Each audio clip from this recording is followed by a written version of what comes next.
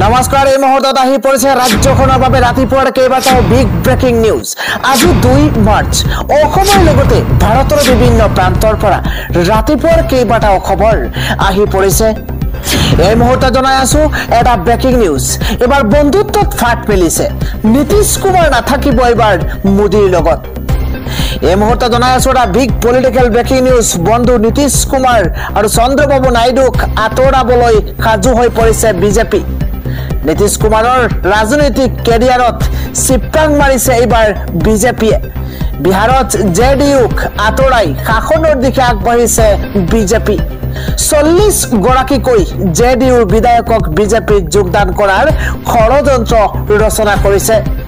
শেহতীয়াকৈ মন্ত্ৰীসভাৰ সম্প্ৰসাৰণে বিপদত পেলাব নীতিশ কুমাৰক।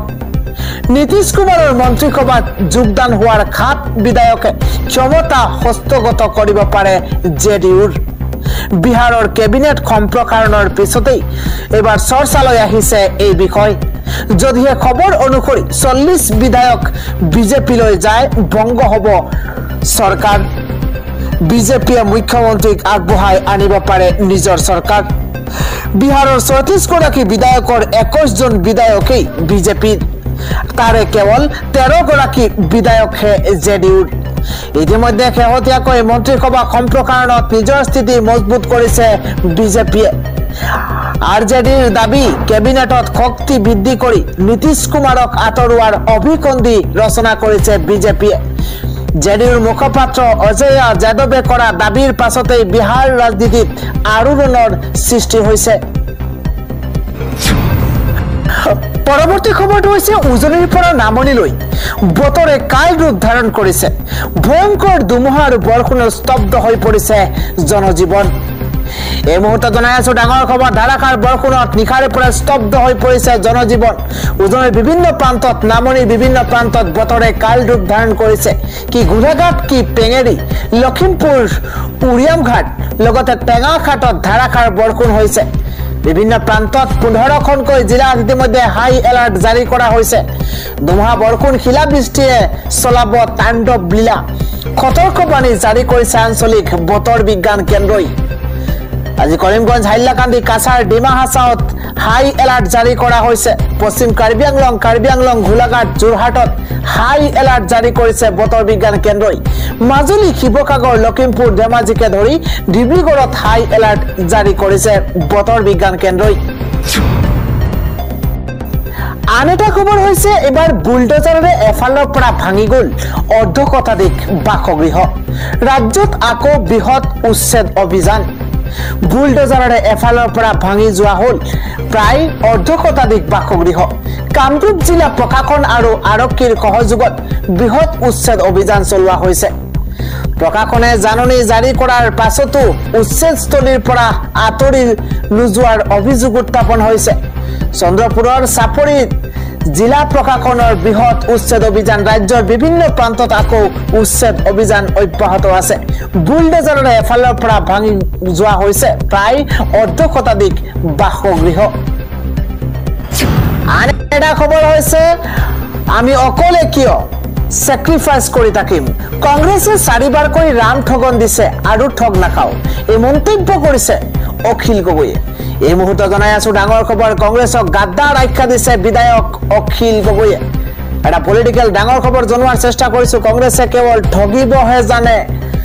আমাক কংগ্ৰেছে 4বাৰকৈ ৰাম ঠগন দিলে বুলি মন্তব্য কৰিছে অখিল গগৈয়ে। আমি আৰু ঠগ নাখাও বুলি মন্তব্য অখিল গগৈৰ। অখিল গগৈয়ে কয় যে কংগ্ৰেছেও এতিয়া চেক্ৰিফাইচ কৰিব লাগিব। আমাক ৰাম টাঙোন দি থাকে কংগ্ৰেছে। 2021 চনত আমাক ৰাম ঠগন দিছে কংগ্ৰেছে। 2021ৰ উপ নিৰ্বাচনতো আমাক ঠগিলে, PM ইলেকশ্যনতো আমাক ঠগিলে বুলি মন্তব্য অখিল গগৈ। আৰু তাৰ পিছত উপ নিৰ্বাচনতো আমি চেক্ৰিফাইচ কৰিলো। আমি কিমান আৰু দাতা কৰ্ণ হৈ থাকিম বুলি মন্তব্য কৰিছে বিধায়ক অখিল গগৈয়ে। আন এটা ডাঙৰ খবৰ হৈছে এবাৰ পুনৰ জেললৈ প্ৰেৰণ কৰা হৈছে USTMৰ আচাৰ্য মহবুবুল হকক। আমি জনাই আছো এটা বিশেষ খবৰ, কিয়নো কাৰাগাৰতে এতিয়া থাকিব লাগিব USTMৰ আচাৰ্য মহবুবুল হকক কালি হাজিৰ কৰোৱা হৈছিল শ্ৰীভূমিৰ মুখ্য ন্যায়িক দণ্ডাধীশৰ আদালতত অহা 7 মাৰ্চলৈকে ন্যায়িক জিম্মাত জেলতে থাকিব লাগিব মহবুবুল হক আমি এটা ব্ৰেকিং নিউজ জনোৱাৰ চেষ্টা কৰিছো অহা 7 মাৰ্চলৈকে ন্যায়িক জিম্মাত জেলতে থাকিব লাগিব মহবুবুল হক 4 দিনৰ আৰক্ষীৰ জিম্মাৰ অন্তত মহবুবুল হক সহ 5 গৰাকীক হাজিৰ কৰোৱা হৈছিল আদালতত এটা ডাঙৰ খবৰ এই মুহূৰ্তত জনোৱাৰ চেষ্টা কৰিছো কিয়নো পুনৰ মহবুবুল হকক জেললৈ প্ৰেৰণ কৰা হৈছে আৰু 4 দিনৰ আৰক্ষীৰ জিম্মাৰ অন্তত মহবুবুল হক সহ 5 গৰাকীক হাজিৰ কৰা হৈছিল আদালতত 55/25 নম্বৰৰ গোচৰৰ ভিত্তিত আৰক্ষীৰ জিম্মাত আছিল USTMৰ আচাৰ্য মহবুবুল হক কাৰাগাৰতে থাকিব লাগিব USTMৰ আচাৰ্য মহবুবুল হকক কালি হাজিৰ কৰোৱা হৈছিল শ্ৰীভূমিৰ মুখ্য ন্যায়িক দণ্ডাধীশৰ আদালতত 7 মাৰ্চলৈকে পুনৰ ন্যায়িক জিম্মাত জেলতে থাকিব লাগিব মহবুবুল হক আন এটা খবৰ হৈছে বিৰোধীৰ বৈঠকত এইবাৰ কাজিয়া লগালে অখিল গগৈয়ে মিটিং এৰি গুচি আহিল প্ৰদ্যুৎ বৰদলৈ বিৰোধীৰ বৈঠকত কাজিয়া লগালে অখিল গগৈ এটা বিগ পলিটিক্যাল ব্ৰেকিং নিউজ কংগ্ৰেছক গাদ্দাৰ আখ্যা দিয়া অখিল গগৈক ঠকা খৰকা কৰিছে কংগ্ৰেছে অখিল গগৈৰে তৰ্কাতৰ্কি কংগ্ৰেছৰ ৰিজৰ্ট মিটিং ফেইল হ'ল বিৰোধী ঐক্যৰ আধাতে বৈঠক সামৰি খঙত অগ্নিকৰ্মা হৈ গুচি আহিল প্ৰদ্যুৎ বৰদলৈ মই এনেকুৱা মিটিঙত নাথাকো বুলি মন্তব্য প্ৰদ্যুৎ বৰদলৈ মই এই আলোচনাত নাথাকো মই এই মিটিঙত কিয় নাথাকো সেয়া পিছত গম পাব বিৰোধী ঐক্য মঞ্চৰ বৈঠকত ভয়ংকৰ কাৰ্যৰ সূত্ৰপাত ঘটিছে আৰু প্ৰদ্যুৎ বৰদলৈক ৰখাবলৈ চেষ্টা বিধায়ক মনোৰঞ্জন তালুকদাৰৰ পিছে দৌৰি আহিল প্ৰদেশ কংগ্ৰেছৰ সভাপতি ভূপেন বৰা বিৰোধী বৈঠকত কাজিয়া লগাইছে অখিল গগৈয়ে আন এটা খবৰ হৈছে কেন্দ্ৰীয় গৃহমন্ত্ৰী অমিত শ্বাহৰ অধ্যক্ষতাত শনিবাৰে মণিপুৰৰ নিৰাপত্তা পৰিস্থিতিৰ পৰ্যালোচনা সন্দৰ্ভত গৃহ মন্ত্ৰালয়ৰ উচ্চপদস্থ বিষয়াৰে এখনি গুৰুত্বপূৰ্ণ বৈঠক অনুষ্ঠিত হৈছে বৈঠকত মণিপুৰৰ ৰাজ্যপাল অজয় কুমাৰ ভল্লাকে ধৰি অন্যান্য বিষয়ববীয়াসকল উপস্থিত থাকে উল্লেখযোগ্য যে হিংসা আৰু ৰাজনৈতিক অস্থিৰতাই প্ৰায় 2 বছৰ ধৰি মণিপুৰবাসীক অস্বস্তিত পেলাইছে ৰাজ্যখনৰ সাম্প্ৰতিক পৰিস্থিতিও একেবাৰে অশান্ত সেয়ে কালিৰ এই বৈঠকত সাম্প্ৰতিক সময়ত ৰাজ্যখনৰ ৰাজনৈতিক পৰিৱেশ আৰু সাম্প্ৰতিক পৰিৱেশ সন্দৰ্ভত কেতবোৰ আলোচনা কৰা হৈছে ভাৰতীয় গেজেটত প্ৰকাশিত আৰু কেন্দ্ৰীয় গৃহ মন্ত্ৰালয়ে জাৰি কৰা ঘোষণাত মণিপুৰ বিধানসভাৰ ক্ষমতা সংসদলৈ হস্তান্তৰ কৰা হ'ব বুলি উল্লেখ কৰিছে একেদৰে ৰাজ্য চৰকাৰৰ কৰ্তৃত্ব কাৰ্যকৰীভাৱে স্থগিত ৰখাৰ কথাও উল্লেখ কৰে ইফালে আজিৰ এই বৈঠকত কেন্দ্ৰীয় চৰকাৰে মণিপুৰক সুস্থিৰ কৰি তোলাৰ লগতে জনসাধাৰণৰ সুৰক্ষা সুনিশ্চিত কৰাৰ বাবে কেতবোৰ পৰিকাঠামো প্ৰস্তুত কৰা বুলি জানিবলৈ দিছে বৈঠকত অমিত শ্বাহে মণিপুৰৰ নিৰাপত্তা সন্দৰ্ভতো পৰ্যালোচনা কৰিছে লগতে কেন্দ্ৰীয় সশস্ত্ৰ আৰক্ষী বাহিনী আৰু আৰক্ষী বিষয়াসকলক অঞ্চলটোত শান্তি শৃংখলা বজাই ৰাখিবলৈও নিৰ্দেশ দিছে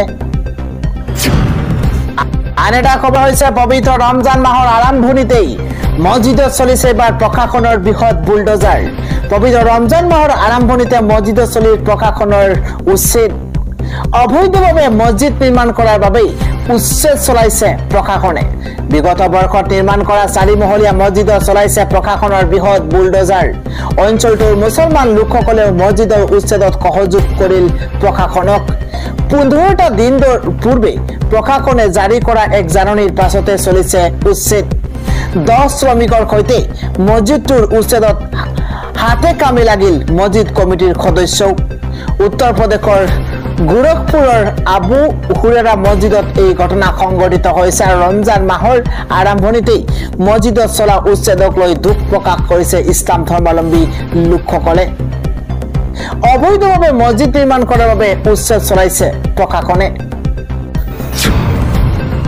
আন এটা স্খলনত মৃত্যু 4 গৰাকী শ্ৰমিকৰ এতিয়াও আবদ্ধ হৈ থকা 5 জন লোকক বিচাৰি হাহাকাৰ লাগিছে সেনাৰ মাজত 24 ঘণ্টাৰো অধিক সময় পাৰ হৈ গ'ল উত্তৰাখণ্ডৰ বদ্ৰীনাথৰ সমীপৰ মানা গাঁৱত এতিয়াও অব্যাহত আছে উদ্ধাৰ অভিযান ৰাজ্য আৰু ৰাষ্ট্ৰীয় দুৰ্যোগ ব্যৱস্থাপনা বাহিনীৰ উপৰি ভাৰত তিব্বত সীমান্ত আৰক্ষীয়েও হিমস্খলনৰ তলত আবদ্ধ শ্ৰমিকৰ সন্ধানত অভিযান চলাই আছে ভাৰতীয় সেনায়ো শুকুৰবাৰৰ পৰা শ্ৰমিকক উদ্ধাৰৰ চেষ্টা চলাই আহিছে অৱশ্যে শনিবাৰে বিয়লিলৈকে 50 জন শ্ৰমিকক উদ্ধাৰ কৰা হৈছে ভাৰতীয় সেনাই জনোৱা মতে ইয়াৰে 4 জনৰ মৃত্যু হৈছে আৰু এতিয়াও আবদ্ধ হৈ আছে 5 গৰাকীকৈ লোক শুকুৰবাৰে উত্তৰাখণ্ডৰ চামোলি জিলাৰ মানা গাঁৱত এক হিমস্খলনৰ সৃষ্টি হয় আৰু সেই গাঁৱৰ সীমান্ত পথ সংস্থাৰ কমে 55 জন শ্ৰমিক আবদ্ধ হৈ পৰে তেওঁলোকৰ এটা শিবিৰৰ সমীপত